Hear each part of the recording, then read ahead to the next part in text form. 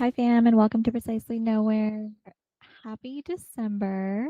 I can't believe it. We are in the final month of 2025. I am soaking it in these final days and doing my best to live in the present and not think too far ahead into 2026 because we have time for that.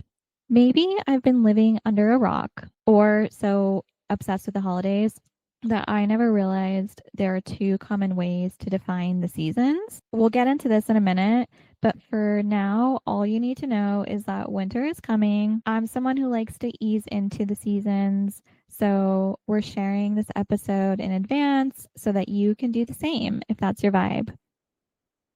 Or if you're someone who considers winter already started, then perfect timing.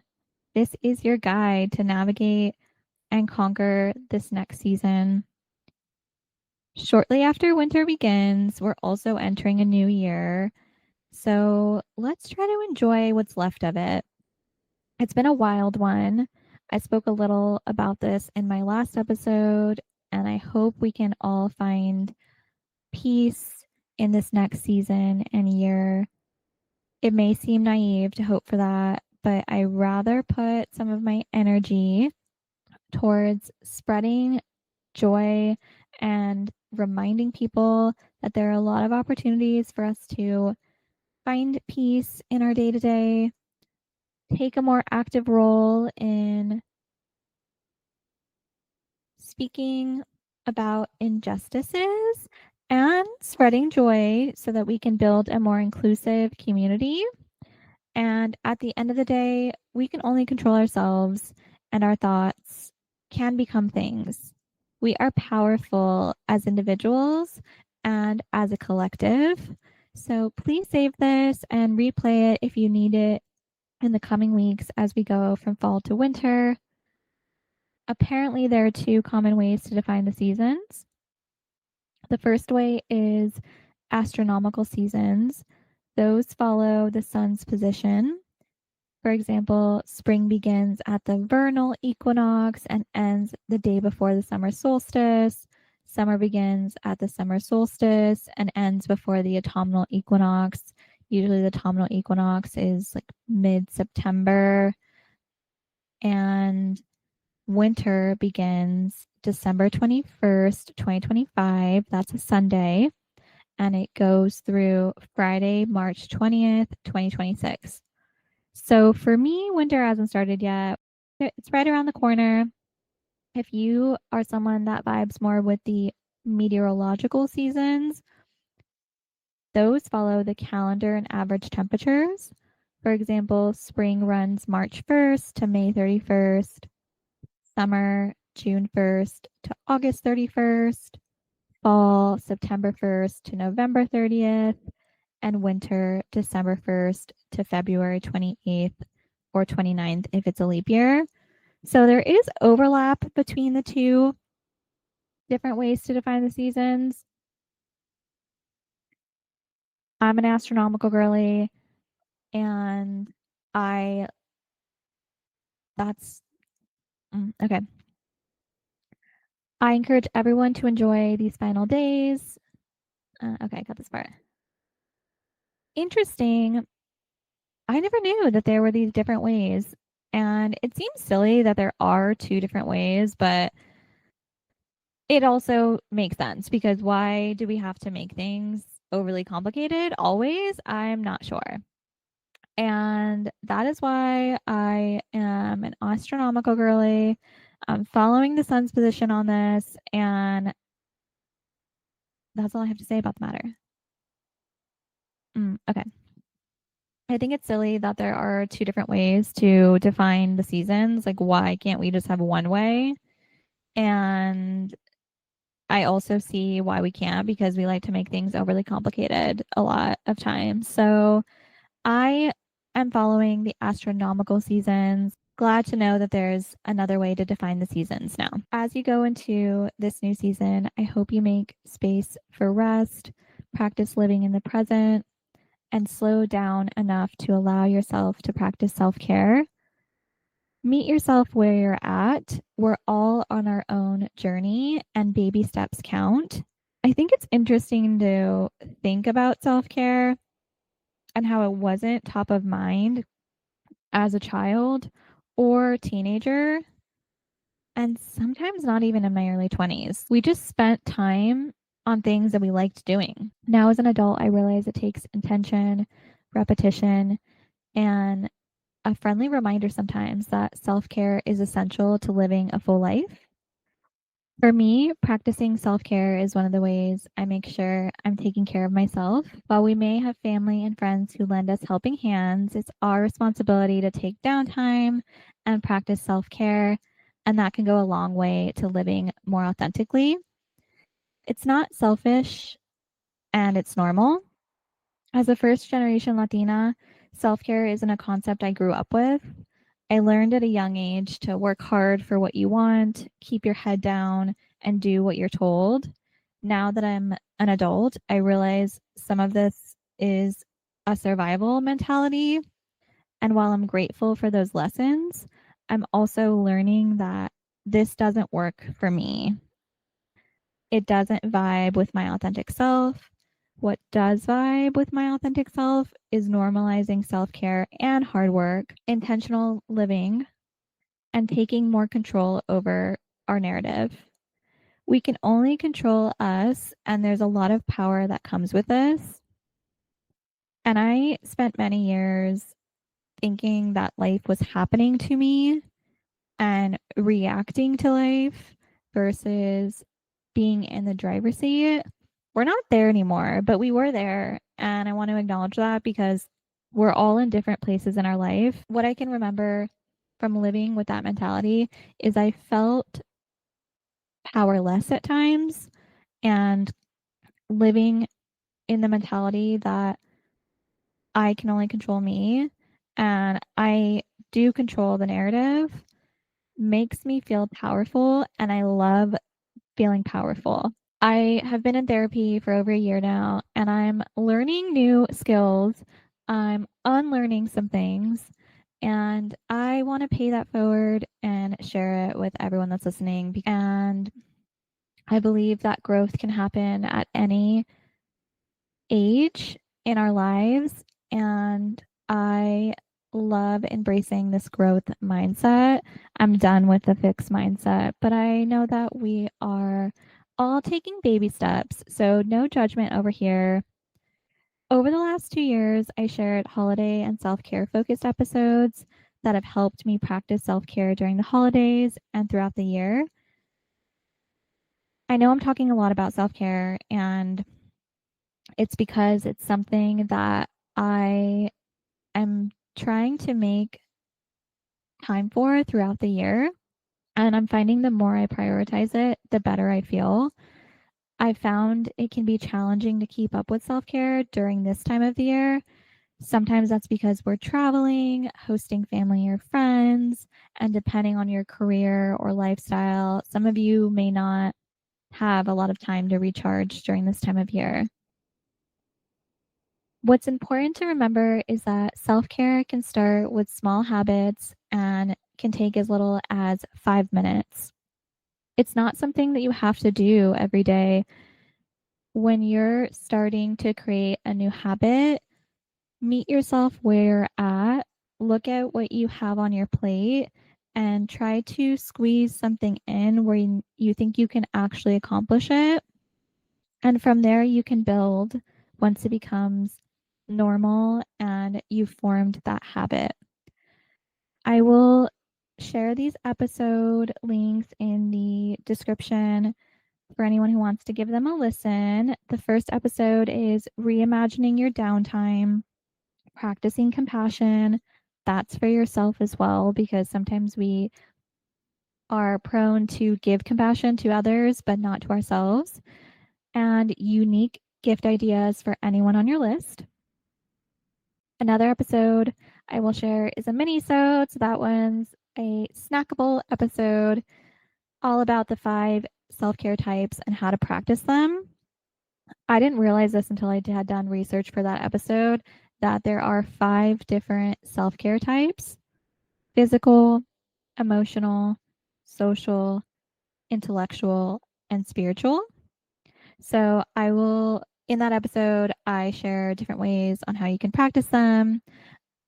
I know that we all have different interests, and there might be certain self care types that you vibe with or you want to prioritize first because maybe you aren't practicing that type of self care. The last episode that I'll share is the importance of me time, focusing on the good, and unique holiday gifts for everyone on your list. So, lots of gift ideas in this episode, and tune in for tips on some of the habits that have had a positive impact on my life and growth journey.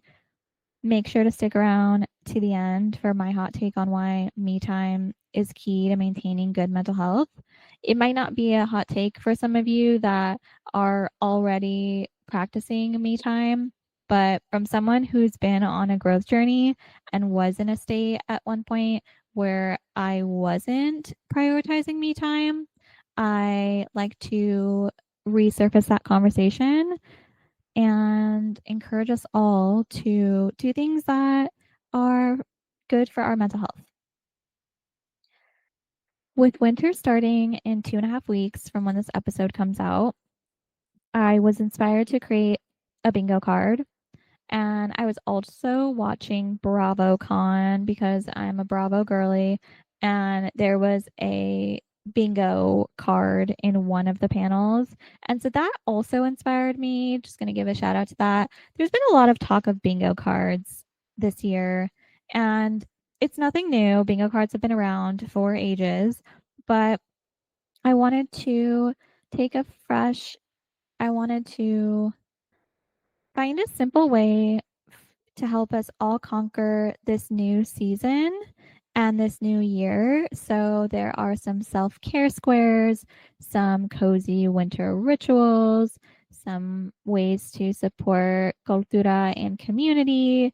And I hope you vibe with the card. I will post the bingo card on my LinkedIn and on Precisely Nowhere's Instagram handle so that you can save it and use it as you go into this next season. I tried to keep it easy breezy and didn't want anyone to feel like they were overextending themselves, but also wanted to help us all take baby steps towards living our best lives because that's what we're here for, right? To live our best lives. And the world is in a state. So it's important that we remember to take care of ourselves and to take care of our communities. On to the fun part. Lots of gift recommendations in today's episode. I've been inspired to use my voice and to uplift my community. I've always wanted to do that, and I haven't always known how to navigate it. And I have figured it out. And I'm glad that I'm in this state where I am finding my own way to support my community. And that's not just through the pod, but this is one of the ways. And so I'm very excited to share the gift recommendations that I've rounded up this year. They're all Latin owned creators and business owners. And there are so many great gifts that apply to any season, not just the holidays. I have a few different categories of gifts. So the first one is fashion and accessories. JZD is the brand. It is a Latina lifestyle brand that builds community and celebrates cultura, culture, every day. From their tees, sweatshirts, fun collections, stationery, there's something for everyone in the fam or friend group. And the link will be in the episode description if you want to check their shop out. I plan to buy something from their shop.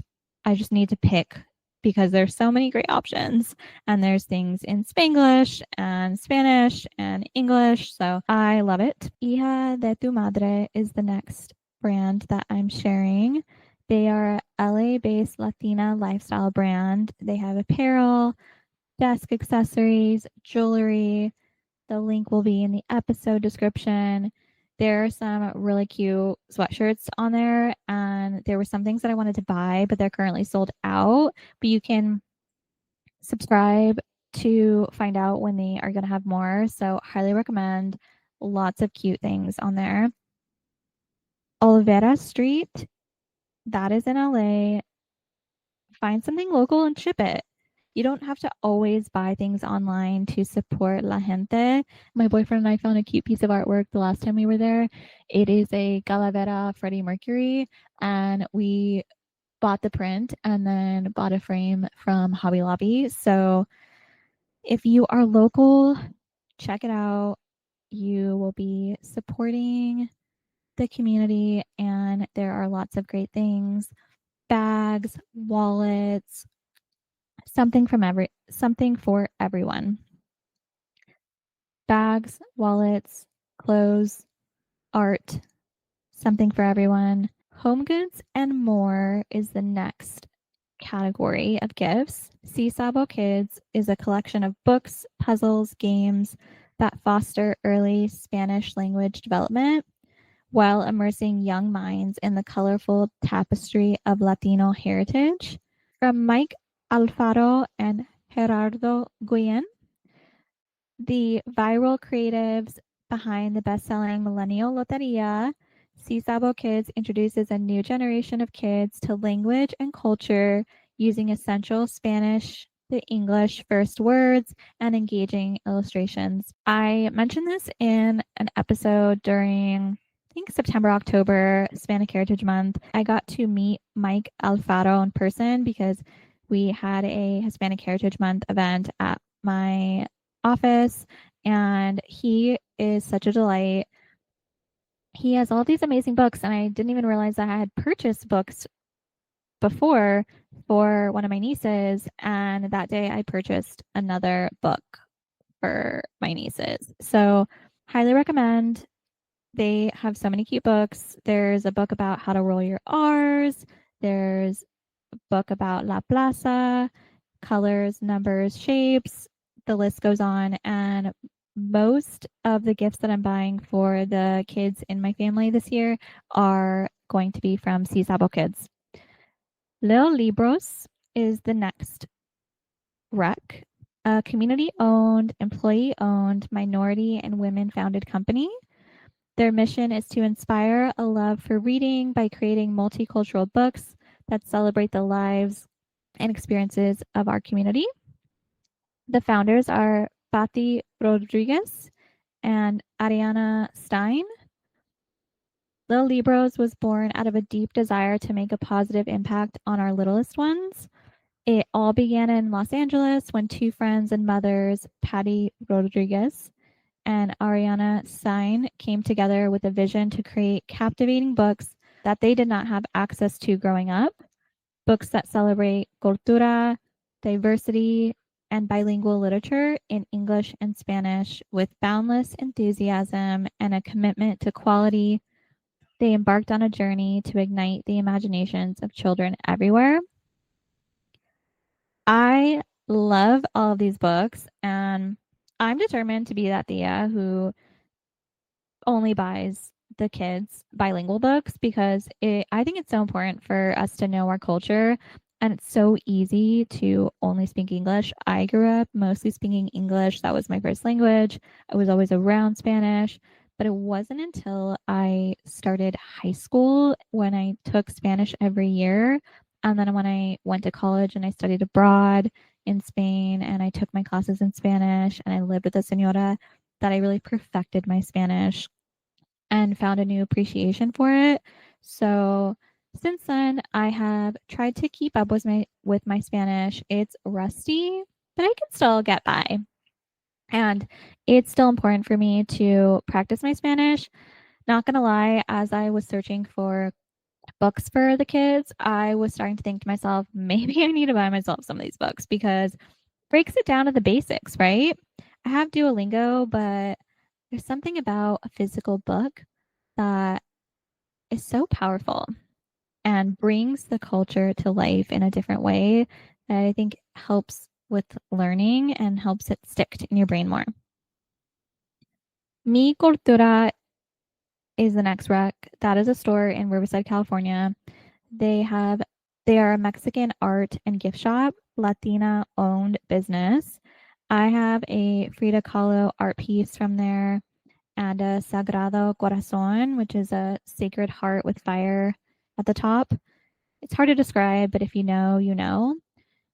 I also have a napkin holder from there that's like beautiful ceramic, and I love that store. Every time I go in that store, I walk out with one thing. It is all about supporting the community, and a lot of their art and gifts are from Mexico and supporting Mexican artists.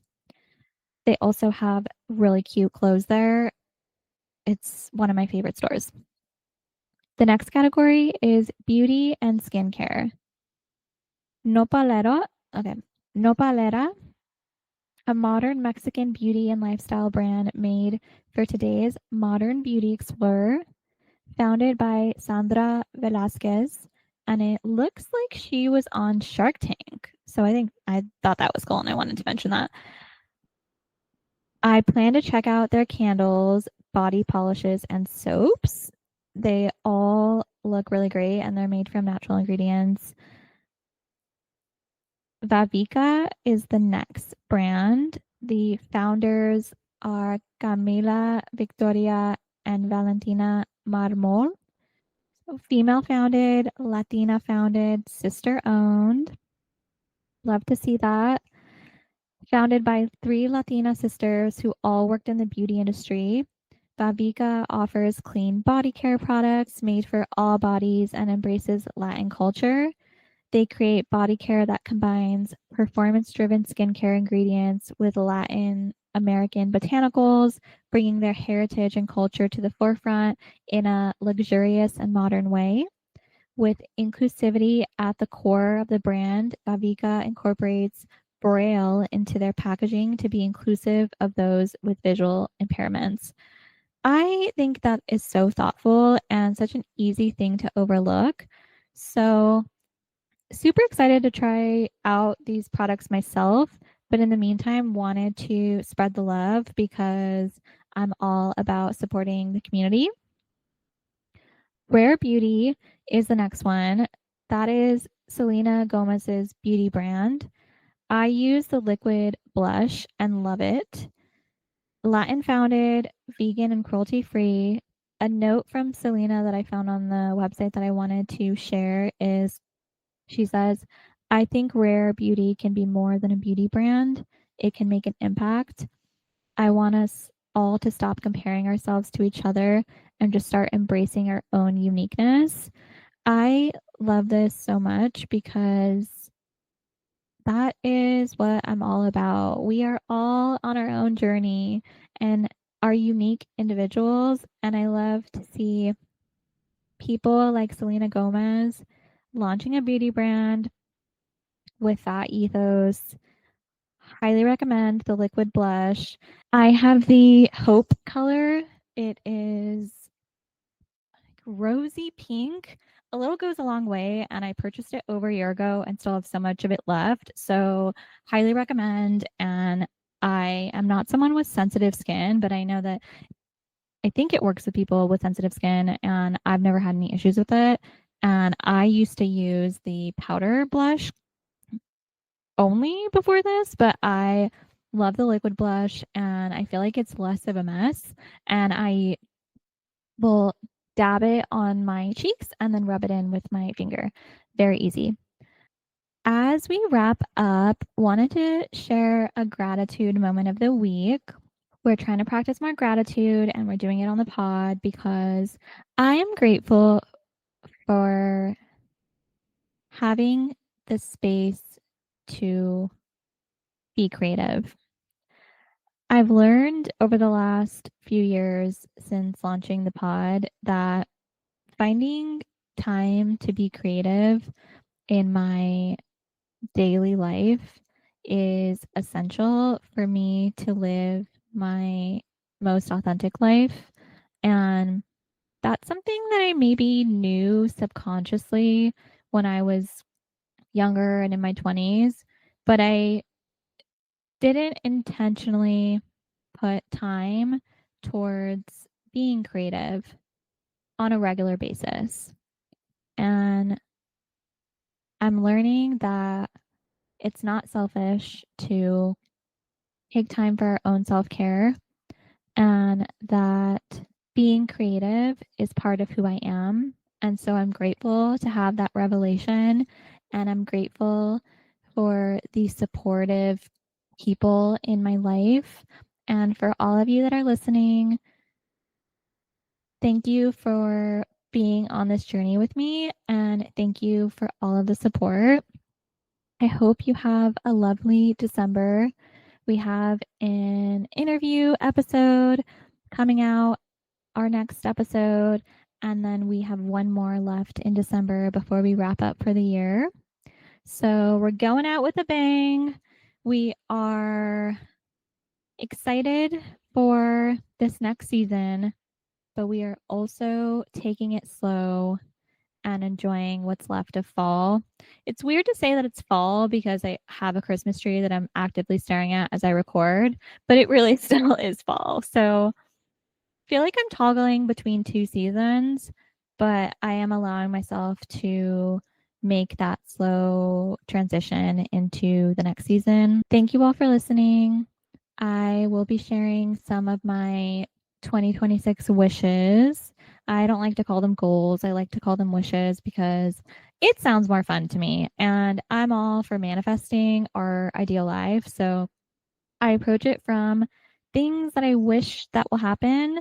And that becomes my roadmap to me making intentional actions to bring some of those things to life.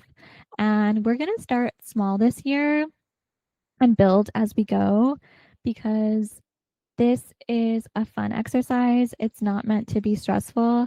And in the meantime, I hope you have fun with this bingo card. I'm going to be checking these things off my list as I go into winter. And low key, I'm hoping to check off the entire bingo card because a lot of these things are things that I vibe with and that I want to do more of. So I hope this helps you, and I love you all. Talk soon.